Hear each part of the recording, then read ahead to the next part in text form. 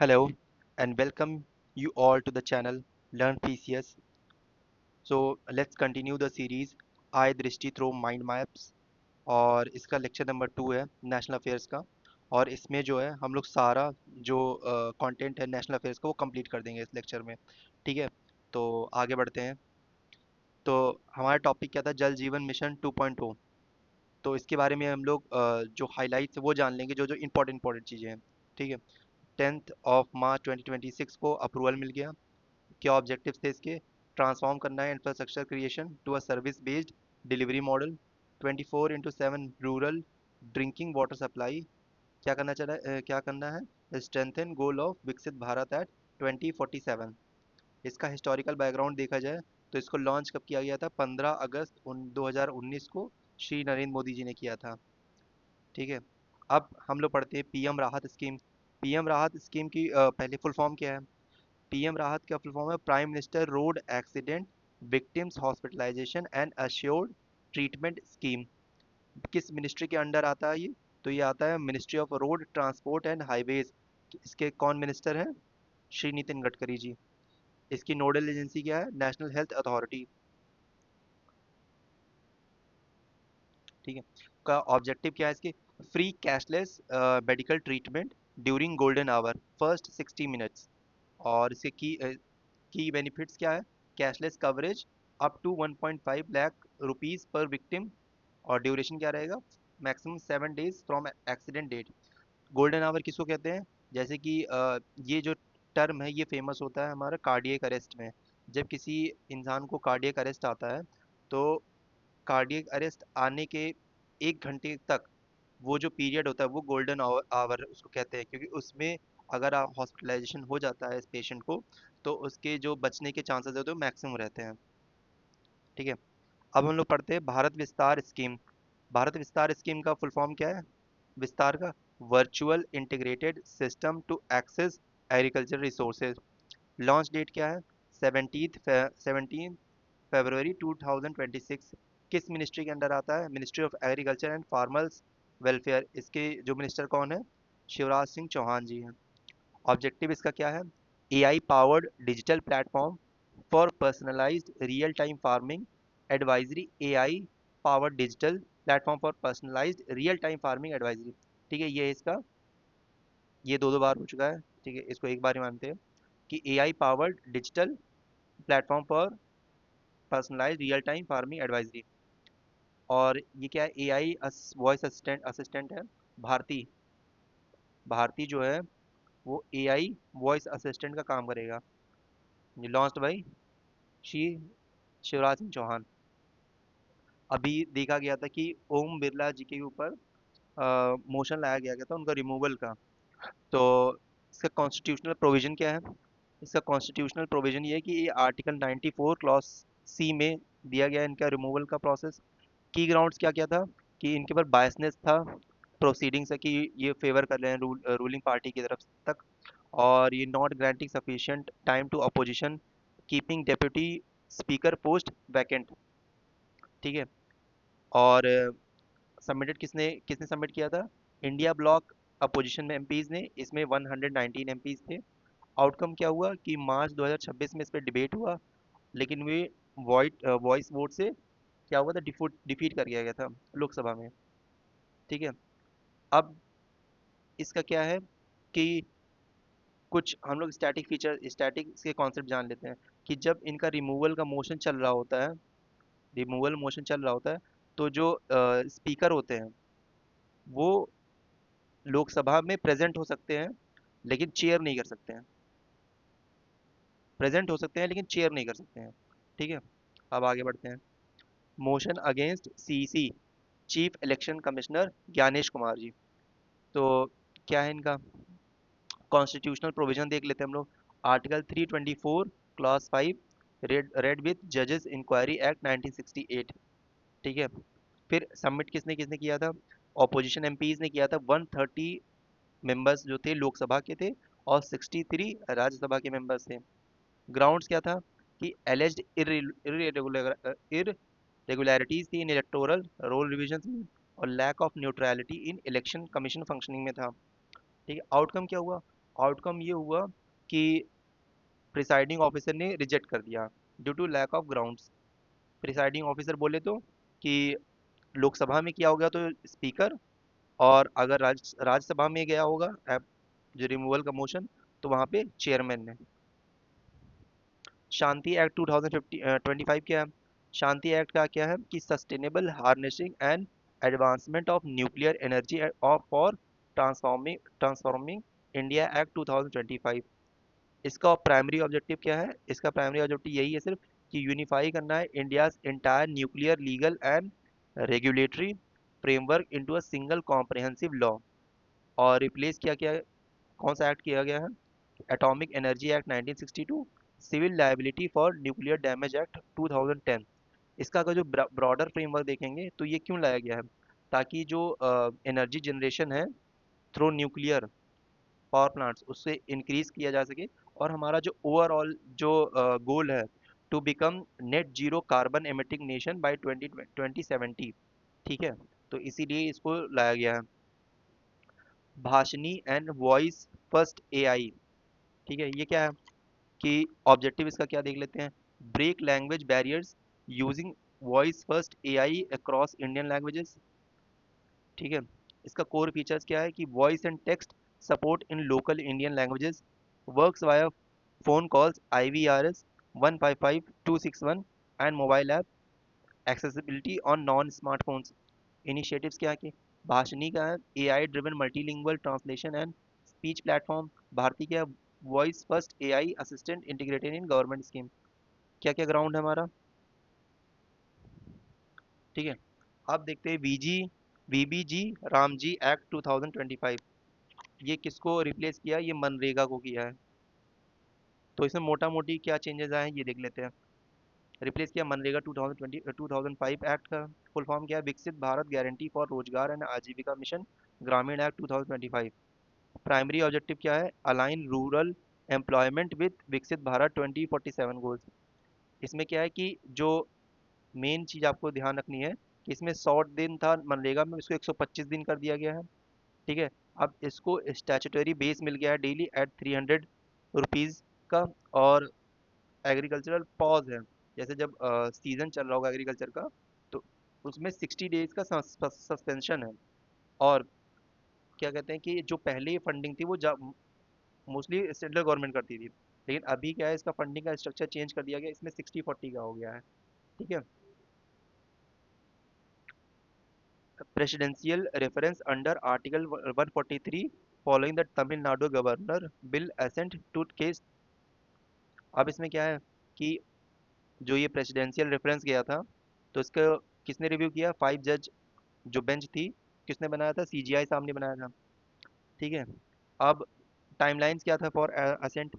कि कोर्ट ने कहा था courts can not impose fixed judicial timelines on governor और प्रेसिडेंट। कोर्ट फिक्स नहीं कर सकता कि कितने समय में गवर्नर और प्रेसिडेंट एक बिल को एसेंट देंगे।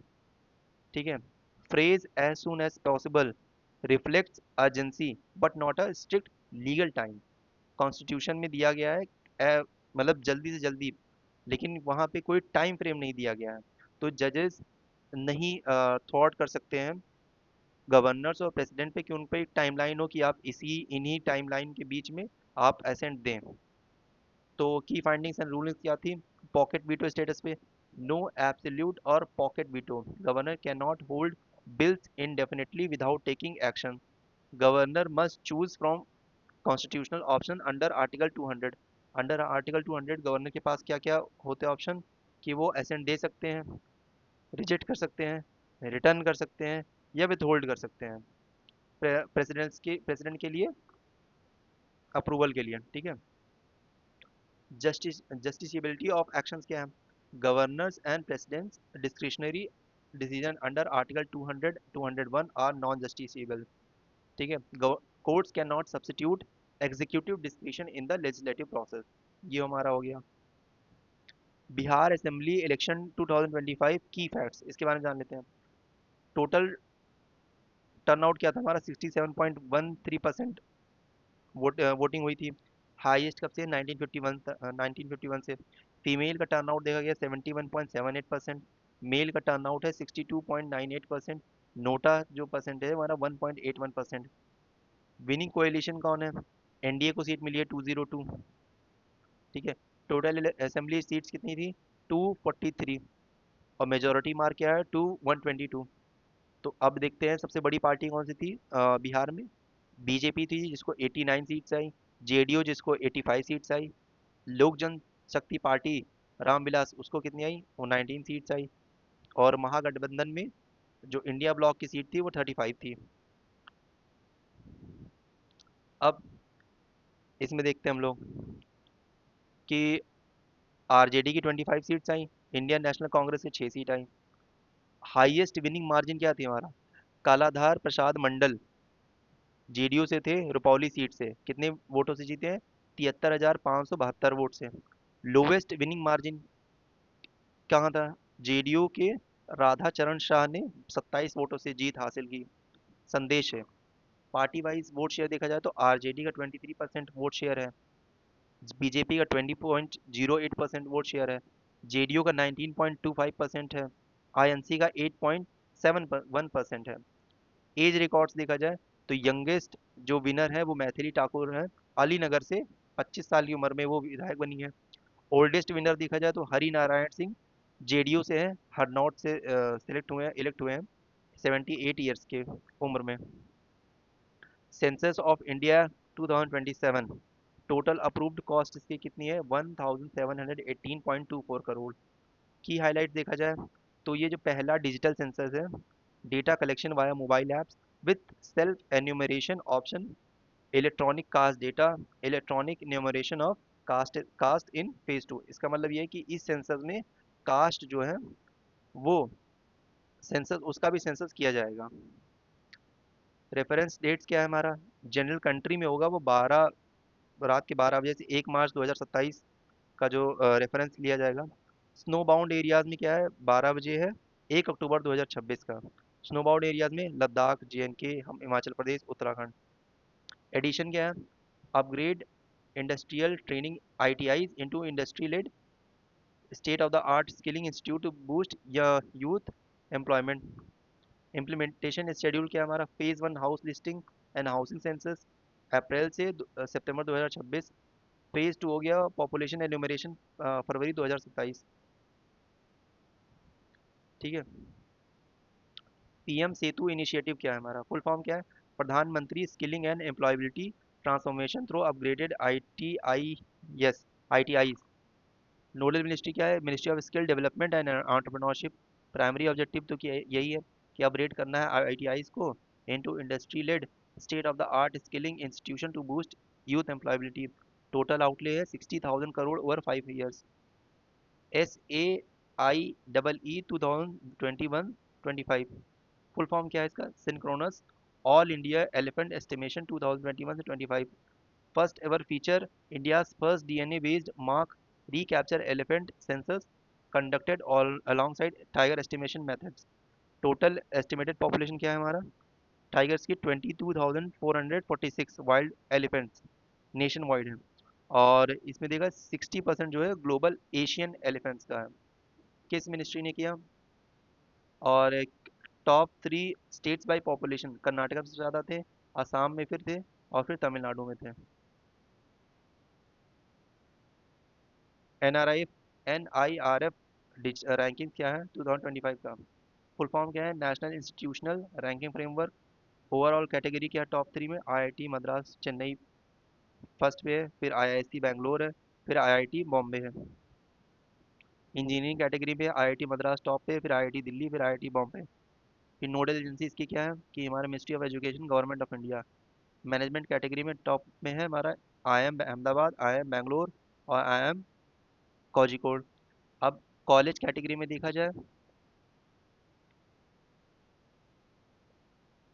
हिंदू कॉलेज दिल्ली सबसे आगे है, फिर मिरांडा हाउस, फिर हंसराज कॉलेज।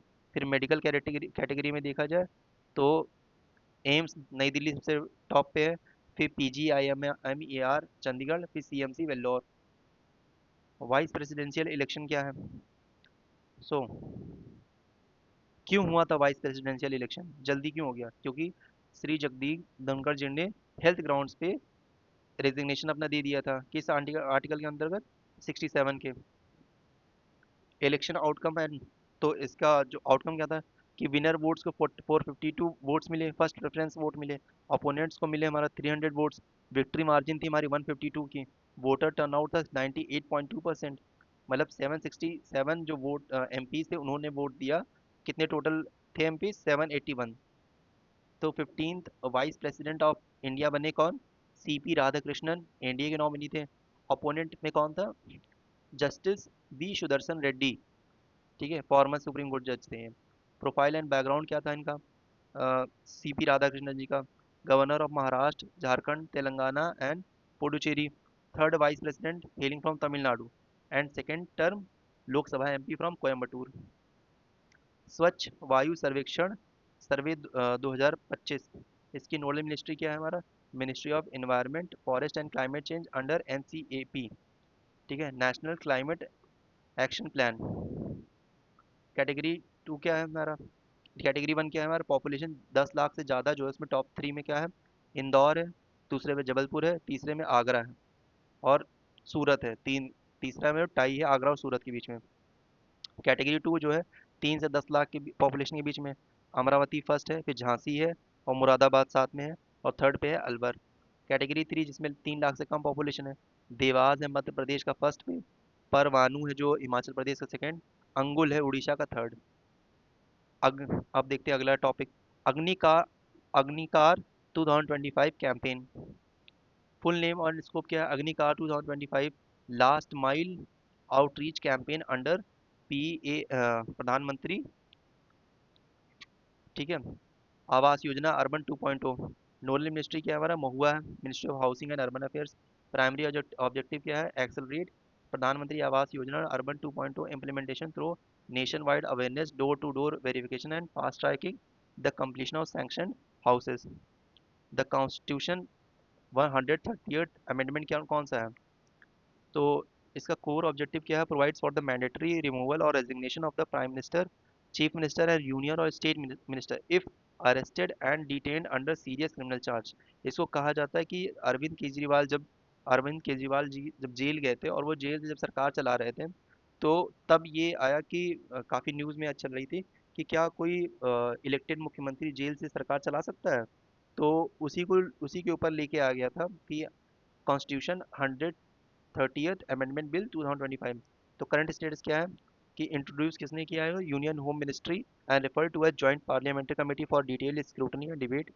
की फीचर्स क्या क्या है इसके, detention period condition applies if a minister, CM or PM is arrested and held in custody for 30 consecutive days or more without getting bail। तो फिर क्या होगा कि ऑटोमेटिक रिमूवल क्या होगा, if bail is not granted within the 30 days window, the official is automatically relieved from the their post by operation of law. Definition क्या है serious crime की, it covers offences punishable with imprisonment of 5 years or more। Territorial scope क्या है, applies to the union government, all the state government, and the UT of Delhi, and the UT of Pondicherry and Jammu and Kashmir. स्वच्छ सर्वेक्षण 2024-25, इसका nodal ministry कौन है, महुआ है। Conferred किसने किया, महामहिम राष्ट्रपति श्रीमती द्रौपदी मुर्मू जी ने किया है। Category one population more than 10 lakh, Indore first है, सेकंड है सूरत, थर्ड है नवी मुंबई महाराष्ट्र। कैटेगरी टू में क्या है, पॉपुलेशन 3 to 10 lakhs में नोएडा फर्स्ट पे है, सेकंड में चंडीगढ़ और थर्ड पे है मैसूरू। डिफेंस फोर्सेज विजन 2047 क्या है, इसका टैगलाइन क्या है, a road map for future ready Indian military. Release कौन किया है, रक्षा मंत्री श्री राजनाथ सिंह जी ने किया 10 मार्च 2026 को। की कॉन्टेक्स्ट क्या है, declared 2025 as the year of reforms, era of transition है to till 2030, era of consolidation है 2030 टू 2040, एरा ऑफ एक्सेलेंस है 2040 टू 2047। 2047 क्यों लिया गया डेट, हमारा गोल है विकसित भारत का, ठीक है। ज्ञान भारतम नेशनल मैन्युस्क्रिप्ट सर्वे क्या है हमारा, किस मिनिस्ट्री के अंदर आता है, ministry of culture. Launch date कब है हमारा, 16 मार्च 2026। बजट और स्कीम क्या, ज्ञान भारतम इनिशिएटिव है। की फीचर्स क्या है हमारा, India's first national manuscript mapping drive है। प्राइमरी ऑब्जेक्टिव्स क्या है, identify and document manuscript, preserve and digitize rare text, cover collection across India. ठीक है, तो यहाँ पे हमारा नेशनल अफेयर्स कंप्लीट होता है। ठीक है, और ये चीज़ मैं बता दूं कि ये जो लेक्चर्स हैं ये यूपीपीएसएस के लिए ही नहीं बल्कि बीपीएससी के लिए भी रेलेवेंट है, 72nd के लिए। क्यों? क्योंकि उसमें भी तो नेशनल अफेयर्स पूछे जाते हैं। ठीक है, सो मिलते हैं अगले नेक्स्ट नेक्स्ट लेक्चर में। इसको पढ़ते रहिए, एक दो बार आप लेक्चर देख लेंगे तो आपको रिटेन हो जाएगा, और एक दो बार अगर पीडीएफ देख लें तो और अच्छे से रिटेन हो जाएगा। ठीक है, थैंक यू सो मच, फिर मिलते हैं नेक्स्ट लेक्चर में।